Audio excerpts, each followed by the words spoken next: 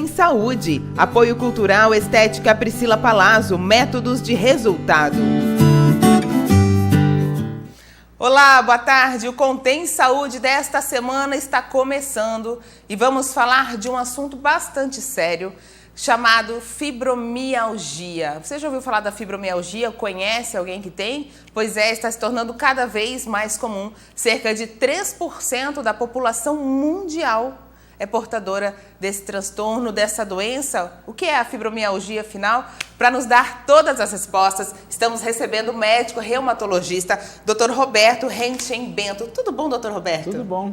Que bom ter o senhor aqui para a gente falar sobre um assunto, como eu disse, está se tornando cada vez mais comum, pessoas com fibromialgia. Sim, com certeza. O que é, afinal, a fibromialgia?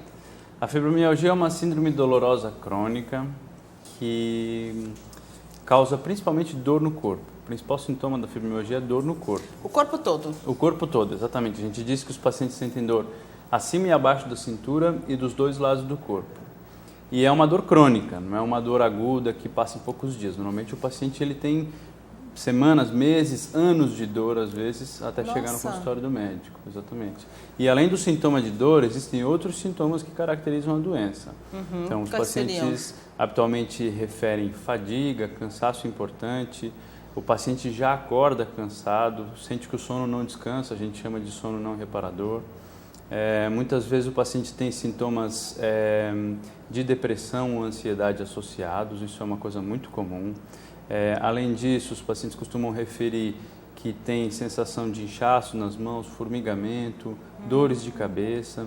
E ela pode até mesmo causar sintomas intestinais, como intestino preso, intolerância a alguns alimentos. Acaba refletindo em outros órgãos. Exatamente. Ainda. Então é uma síndrome, né, caracterizada por múltiplos sintomas e o principal deles, o sintoma cardinal, é a dor. A dor. Então todos esses sintomas, mas acompanhados sempre da dor. Exatamente. É fácil fazer esse diagnóstico? É um diagnóstico mais complicado?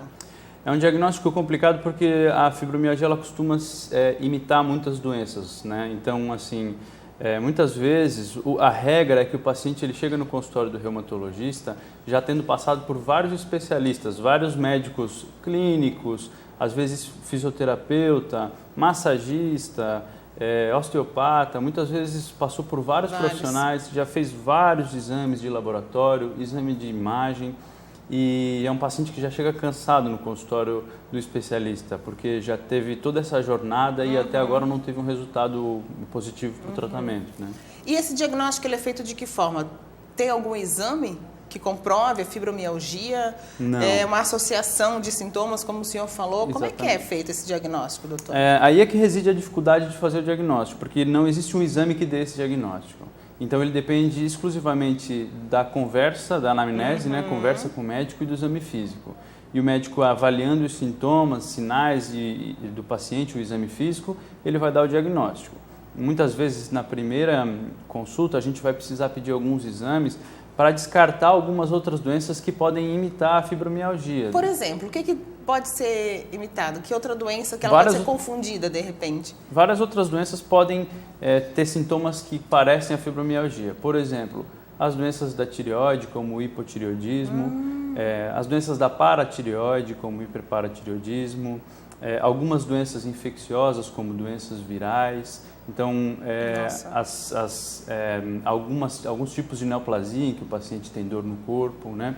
Então, uma série de doenças a gente precisa pensar antes de fechar o diagnóstico, né? Vai por eliminação, então. Assim, o senhor pede outros exames, digamos, para conferir que não, olha, não é isso, então a gente vai encaminhando para um diagnóstico de fibromialgia. A fibromialgia ela tem sintomas bem típicos, assim, tem uma apresentação típica, mas a gente precisa também excluir outras doenças antes de começar um tratamento. Doutor, o que causa a fibromialgia? Já se sabe? As causas, não existe uma causa única para a fibromialgia. Na verdade, a medicina estuda essa doença há algum tempo e não existe uma única causa, um fator que determina o aparecimento da doença. Mas existem cenários em que a doença aparece que a gente consegue identificar muito bem. Por exemplo, alguns pacientes com depressão e ansiedade, ao longo da evolução da doença, podem desenvolver sintomas de fibromialgia. Às vezes, pacientes que têm doenças graves, como câncer, ou passam por procedimentos cirúrgicos grandes, depois de um tempo começam a desenvolver dores no corpo, cansaço, sensação de esgotamento físico, e aí acabam desenvolvendo o diagnóstico de fibromialgia. Algumas situações ambientais, como excesso de pressão no trabalho, uma vida estressante, um sono de má qualidade, aqueles pacientes que têm doença do sono, problema para dormir, esses pacientes podem acabar desenvolvendo também fibromialgia. Nossa. Então, uma série de situações clínicas acabam culminando no desenvolvimento dessa síndrome. É hereditário ou tem algum fator genético também que pode causá-la? Sim, existe uma predisposição genética para a doença. Então, os estudos mostram hoje que quem tem um familiar de primeiro grau com fibromialgia pode ter até 8 vezes, tem uma chance até 8 vezes maior de ter a doença do que a população geral. Então, existe uma predisposição genética, tem estudo mostrando isso. Não existe um gene único, mas a gente sabe que existem alguns fatores genéticos que predispõem à doença. Certo. E quais seriam, assim, né, não existe uma causa, como o senhor falou, mas tem as questões ambientais também, seriam fatores de risco? Sim, existem alguns fatores de risco. O primeiro deles é o sexo feminino, né? Então, a gente sabe que as mulheres... Mulherada, né? Ai. Aproximadamente, para cada 7 pacientes diagnosticados com fibromialgia, 6 vão ser mulheres e 1 vai ser homem.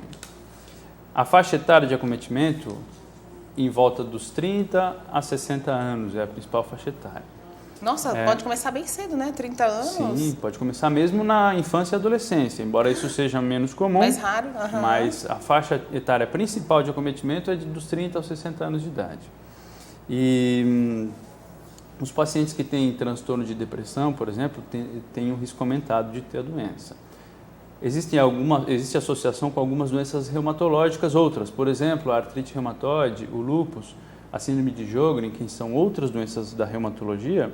Esses pacientes comprovadamente têm um risco aumentado de ter fibromialgia.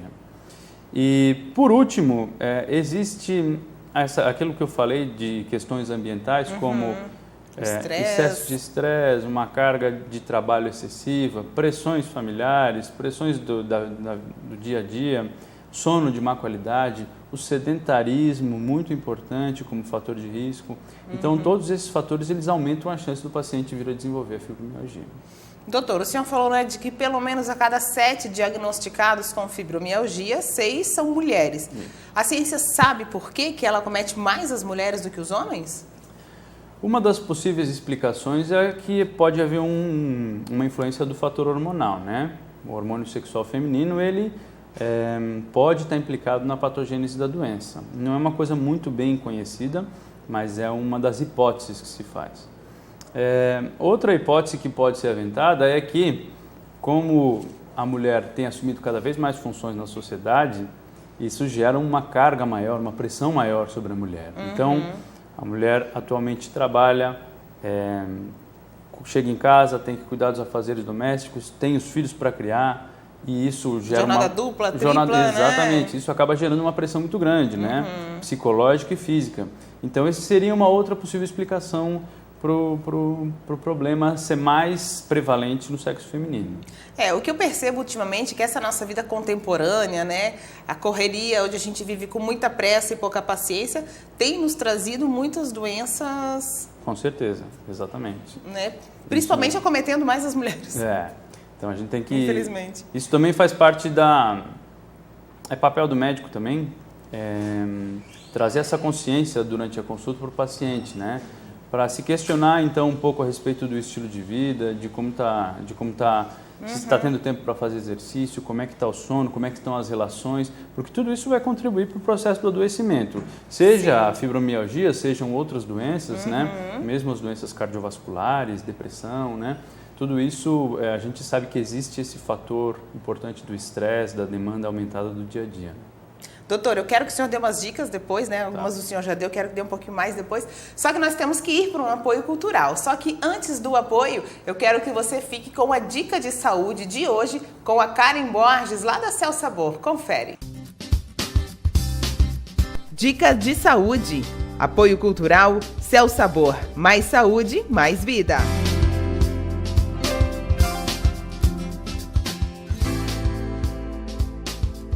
Então a dica do dia para você que está passando por uma dificuldade de saúde, uma dificuldade emocional, eu quero dar uma dica para você. Se conecte com a gratidão por isso estar vindo na sua vida. Pode ser que seja uma coisa bem difícil, mas todas as coisas difíceis, elas vêm para trazer uma dádiva junto com ela.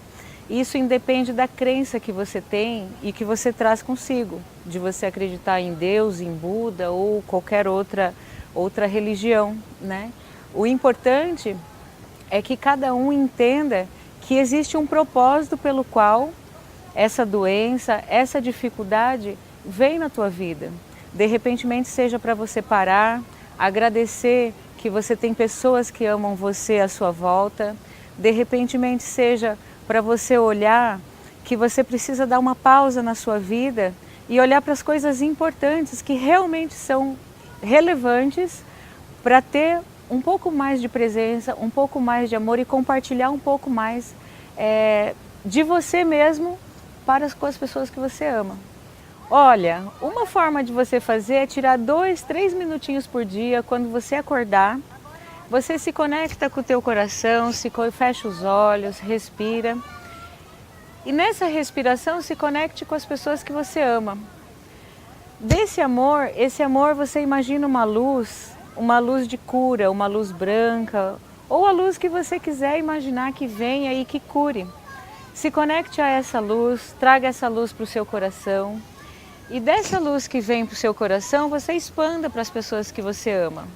E dessa luz, você pega essa parte que te cabe e traz para você.